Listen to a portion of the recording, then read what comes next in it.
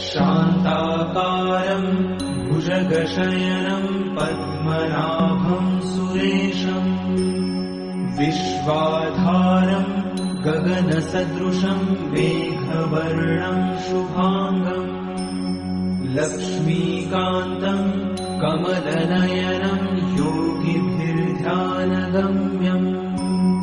वन्दे विष्णुं भवभयहरं सर्वलोकैकनाथं शान्ताकारं भुजगशयनं पद्मनाभं सुरेशं विश्वाधारं गगनसदृशं मेघवर्णं शुभांगं लक्ष्मीकान्तं कमलनयनं योगिभिर्ध्यानगम्यं वन्दे विष्णुं भवभयहरं सर्वलोकैकनाथं